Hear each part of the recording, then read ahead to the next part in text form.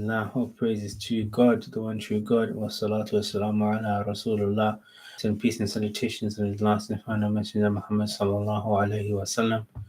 So this is an autobiography reading of Benjamin Franklin. So reading the autobiography of Benjamin Franklin. Let's load up the book. It's this one. So let's go over here. Hopefully the sound is working fine. Okay, so his son. So logically, Benjamin Franklin writing to his son, I have ever had pleasure in obtaining any little anecdotes of my ancestors. You may remember the inquiries I made among the remains of my relations when you were with me in England, and the journey I undertook for that purpose. Okay, so you may remember the inquiries I made among the remains of my relations when you were with me in England. So he's got relatives in England. So let's chat GPT this. Let's see what happens. Chat GPT. Let's load it up.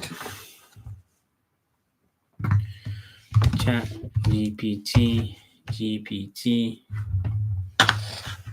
loading. So yeah, Benjamin Franklin. Who is Benjamin Franklin? Who was Benjamin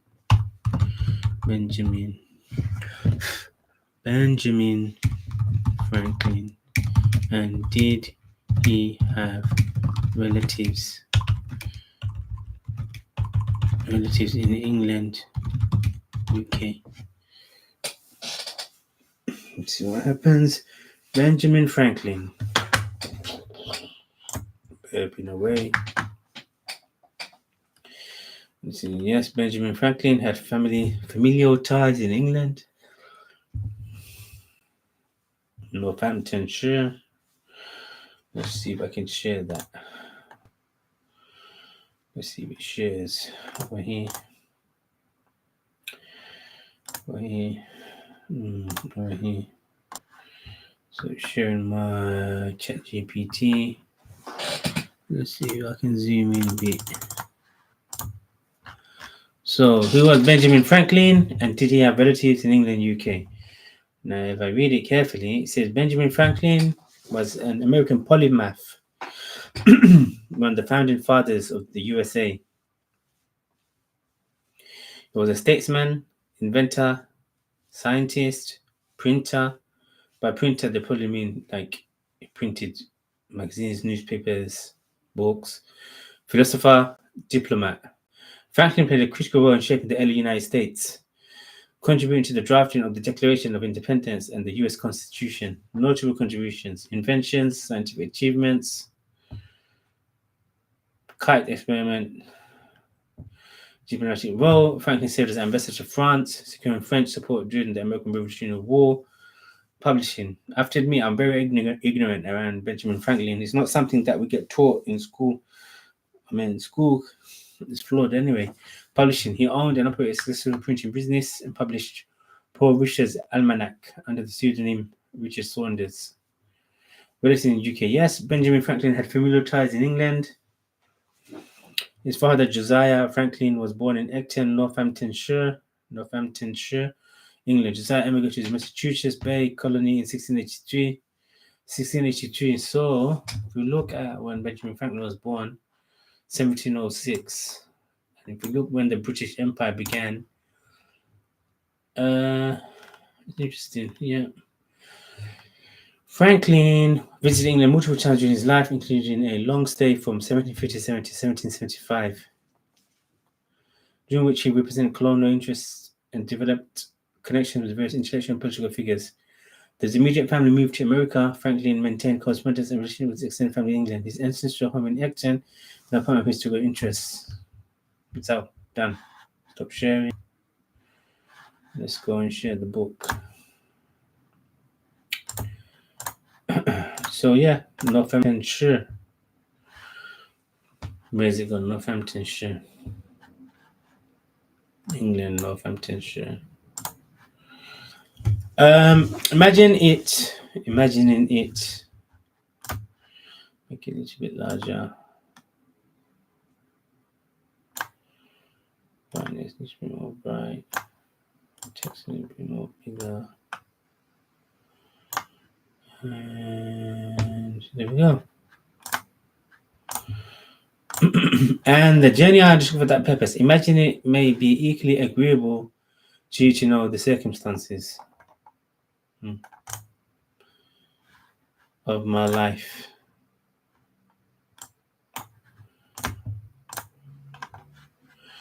Many of which you are yet unacquainted with, and expecting the enjoyment of a week's uninterrupted leisure in my present country, retirement, I sit down to write them for you, to which I have besides some other inducements. Inducements means I think the person needs someone to do something bribe. I emerge from the poverty and obscurity in which I was born and bred, to a state of affluence and some degree of reputation in the world. And having gone so far through life with a considerable share of felicity, the conducing means are made use of, which, with the blessing of God, so well succeeded, my posterity may like to know, as they may find some of them suitable to their own situations, and therefore fit to be imitated. That felicity, when I reflected on it, has induced me sometimes to say that were offered to my choice, I should have no objection to a repetition of the same life from its beginning, only asking the advantages authors have in the second edition to correct some faults of the first. So I might, besides correcting the faults, change some sinister accidents and events of it for others more favorable. But though this were denied, I should still accept the offer, since such a repetition is not to be expected. See if it's working. Yep. Is it working? Okay. The next thing, most like living one's life over again, seems to be a recollection of that life. Okay. Hereby too I should indulge in the inclination, so natural in old men, to be talking of themselves and their own past actions, and I should indulge it without being tiresome to others, who, to respect to age, might consider themselves obliged to give me a hearing, since this may be read or not as anyone pleases. And lastly, I may as well confess it, since my denial of it will be believed by nobody. Perhaps I should a good deal gratify my own vanity, which I scarce ever heard or saw the introductory words. With that vanity, I may say, but some vain thing immediately followed. Most people dislike vanity in others, whatever share they have of it themselves. But I give it fair quarter wherever I may meet with it. People say that is often productive of good to the possessor and to others that are within his sphere of action. Therefore, in many cases, it would not be altogether absurd if a man were to thank God for his vanity among the other comforts of life. All right.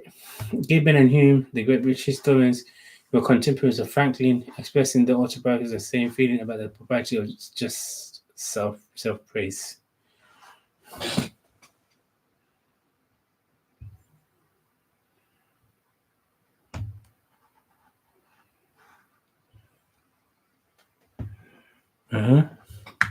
Now I speak of thanking God. I desire with all humility to acknowledge that I owe the mentioned happiness of my past life to his kind providence, which led me to the means I used and gave them success. My belief of this induces me to hope, though I must not presume that the same goodness will still be exercised toward me in continuing that happiness, enabling me to be a fatal reverse, which I may experience as others have done. The complexion of my future fortune will be known to him only, in whose power it is to bless to us even our afflictions. The notes one of my uncles, who had the same kind of curiosity collecting family anecdotes once put into my hands, furnished me with several particulars relating to our ancestors. From these notes, I learned that the family had lived in the same village, Epton, in Northamptonshire, for 300 years, and how much longer he knew not, perhaps from the time when the name of Franklin, that before was the name of an order of people, was assumed by them as a surname when others took surnames all over the kingdom. On a freehold of about 30 acres, aided by the Smiths' business, which had continued in the family till his time, the eldest son being always bred to that business, a custom which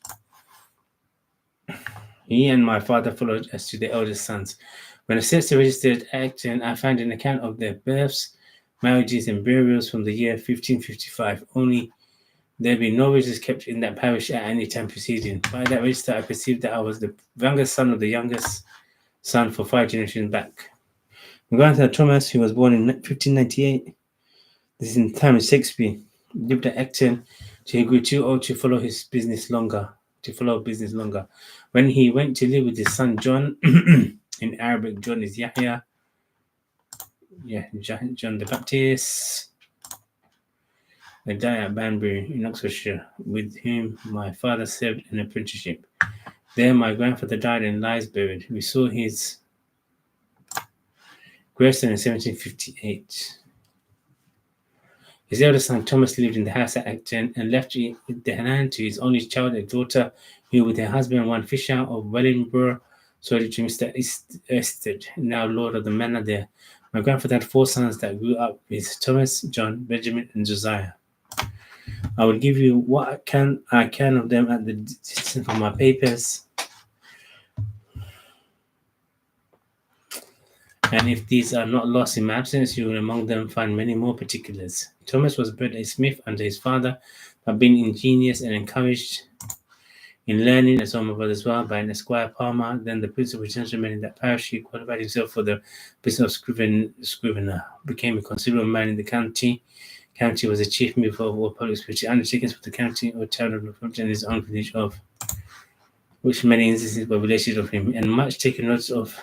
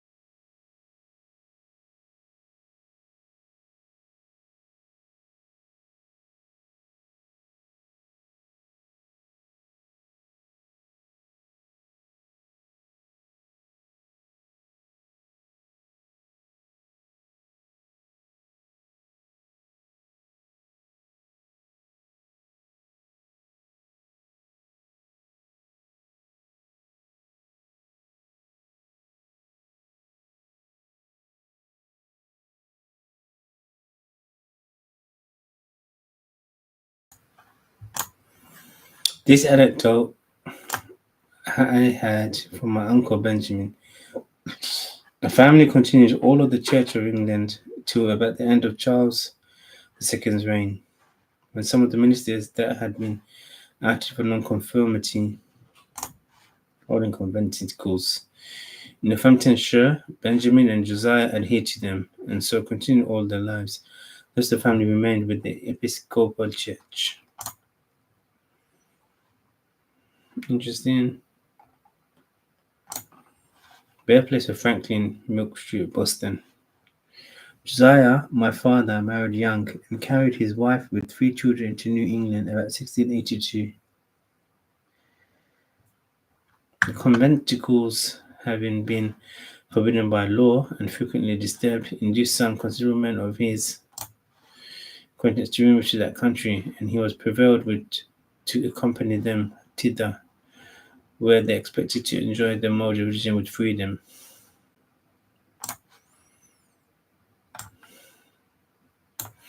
By the same wife, he had 4 children more born there, and by a second wife, 10 more.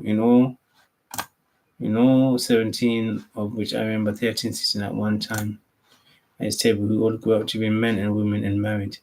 I was the youngest son, and then the youngest child but 2, and was born in Boston, New England. See what was it? Click here. Franklin was born on Sunday, January the 6th, Old Style, 1706, in the house on Milk Street, opposite the Old South Meeting House, where he was baptized on the day of his birth, during a snowstorm. The house where he was born was burned in 1810. My mother, the second wife, was Abia Folger, daughter of Peter Folger, one of the first settlers of New England, of whom honorable mention is made by Cotton Mather in his church history of that country, entitled Magnalia Christi Americana, a godly-learned Englishman.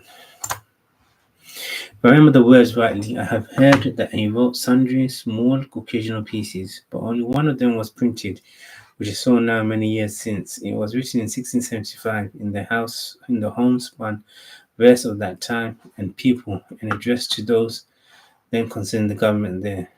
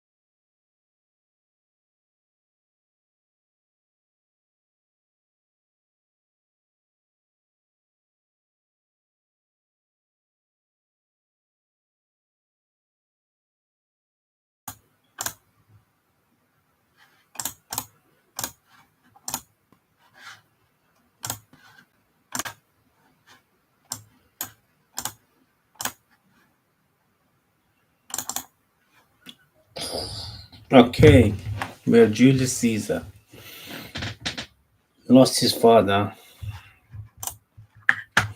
when he was in the 16th year of his age.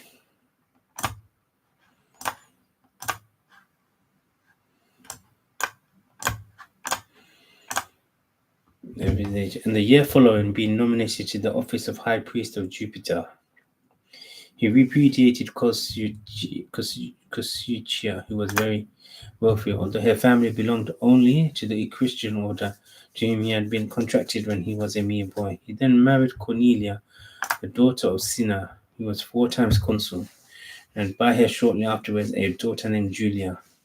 Using all the efforts of the dictator Silla to induce him to divorce Cornelia,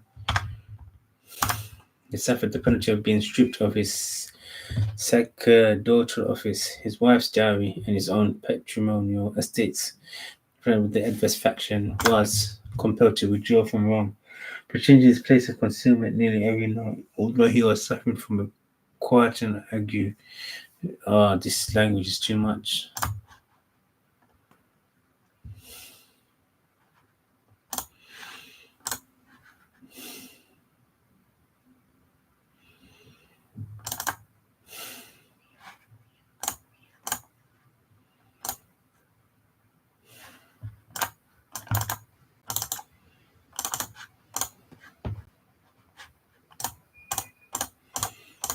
So we have chapter 1 of War and Peace. It's set in 1805.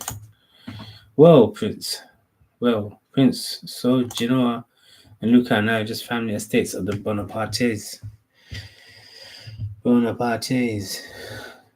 But I warn you, if you don't tell me that this means war, if you still try to defend the infamies and horrors perpetrated by the Antichrist, I really believe he's Antichrist. I would have nothing more to do with you. You're no longer my friend, no longer my faithful slave, as you call yourself. Let's go here, make it a little bit smaller. Yeah, go here. What does it mean? Copy, copy, go here, go here, and then maybe go here. Let's go here, paste.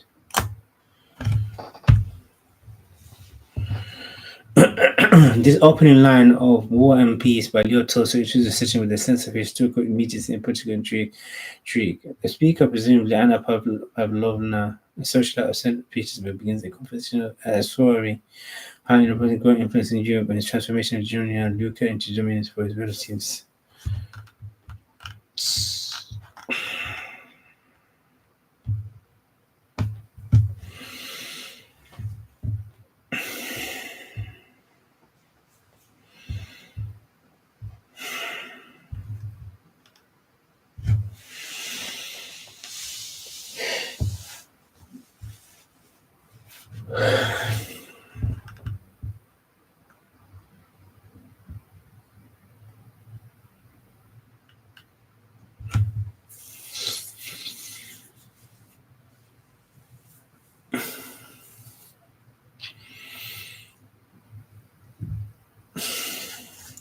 So when it says at the beginning, Bonaparte, it's talking about Napoleon. Could do with the coffee, you know. Oh, it's gone. And it's back. Cool. Stop sharing.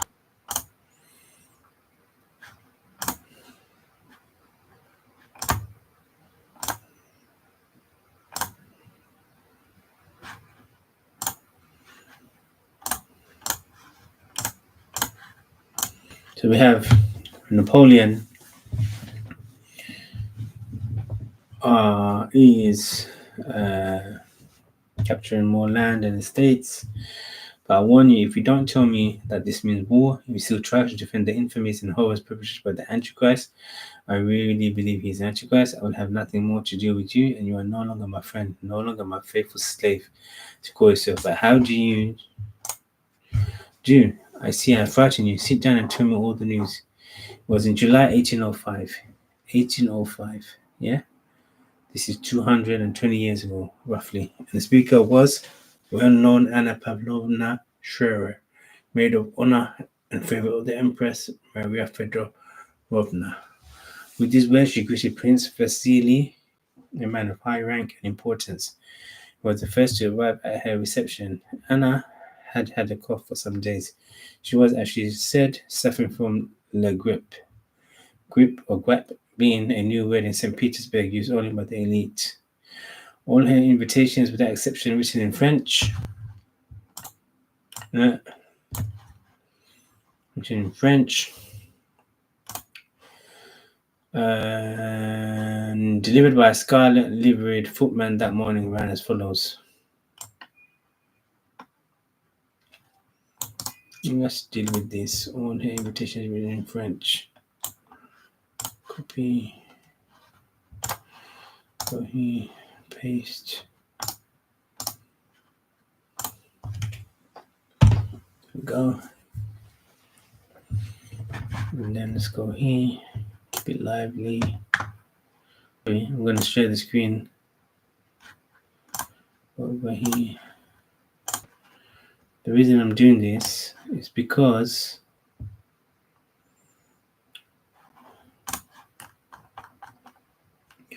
the detail from one emphasizes the social customs and cultural affiliations of the Russian aristocracy during the early 19th century by noting that Anna Pavlovna writes all the invitation in French that has several important themes continents. Francophilia among the Russian nobility. French was the language of diplomacy, sophistication, and high society in Europe.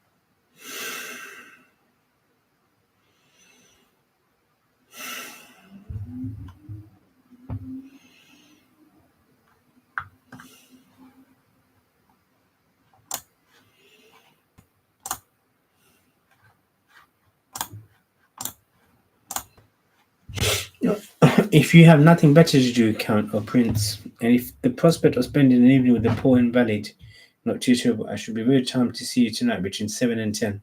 Annette? Heavens, what a virulent attack, replied the prince, not in the least disconcerted by this reception. He had just entered wearing an embroidered court uniform, knee breeches and shoes, and stars on his breast. A serious expression on his flat face. He spoke in that refined French in which our grandfathers not only spoke but thought.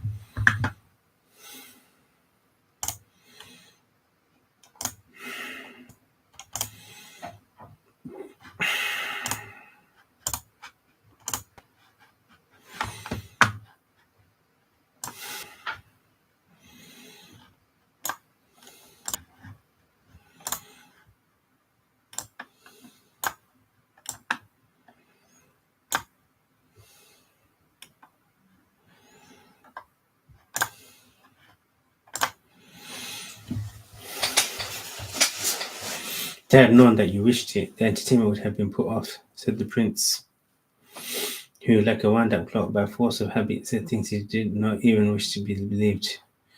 Don't tease, well, and what has been said about dispatching everything what can one say about you, replied the prince in a code. So what has been decided, have decided that Bonaparte, this Napoleon, has bent his boats, and I believe that we are ready to bend ours. Prince Vasily always spoke languidly, like an actor repeating a staged part, and at Pavlona, on the contrary,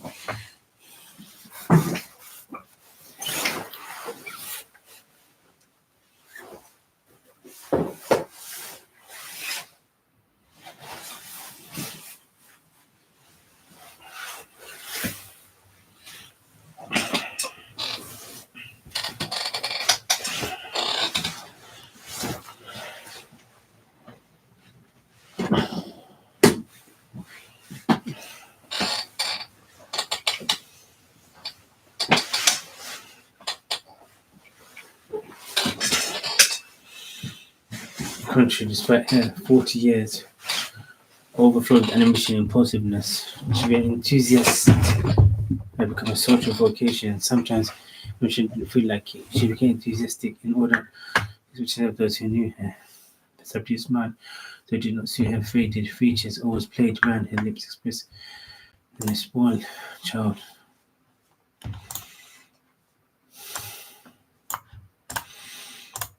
Continual consciousness of a charming defect, which she neither wished nor could, nor considered it essentially correct. In the midst of a conversation on political matters, Mr. Oh, don't speak to me of Austria. I don't understand things. Perhaps I don't understand things, but Austria never has wished, it does not wish for war. She is betraying us. Russia alone must save Europe. Our gracious sovereign recognizes his high vocation and will be true to it. Our gracious sovereign recognizes his high vocation and will be true to it. Copy.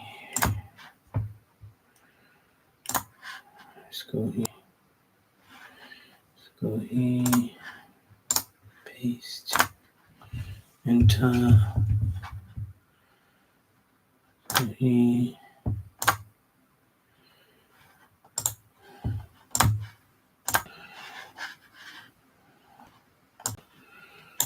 Where does it say? Let's reduce this. See.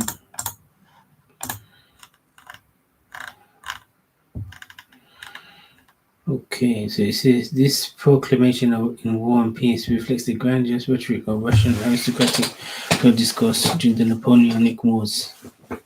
So, what is the Napoleonic Wars? That's something you have to look into.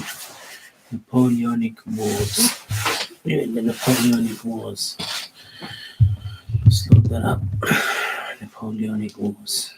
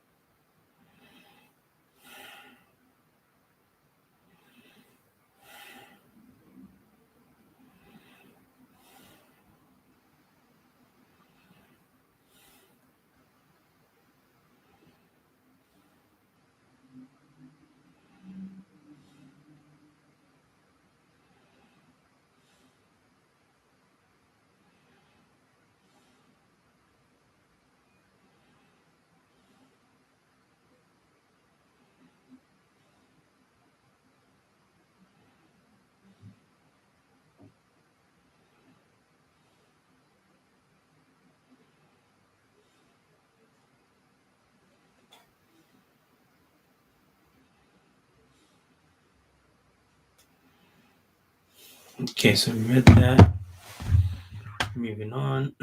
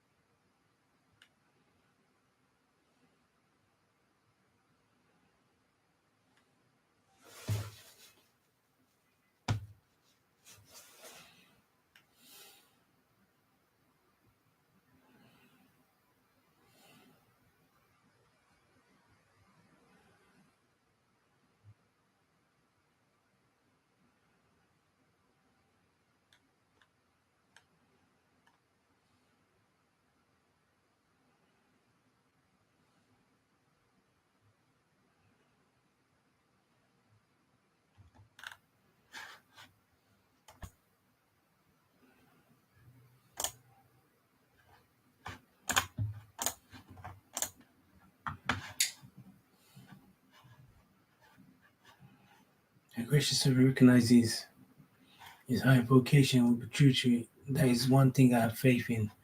A good and wonderful servant has to perform the novice role on earth, and is so virtuous and noble that God will not forsake him, will fulfill his vocation and crush the Hydra revolution, which has become more terrible than ever in the person of this measure and villain. Disappointing Napoleon. We alone must avenge the blood of the just one. You must ask you, can we rely on England? With a commercial spirit will not and cannot understand the Emperor Alexander's loftiness of soul.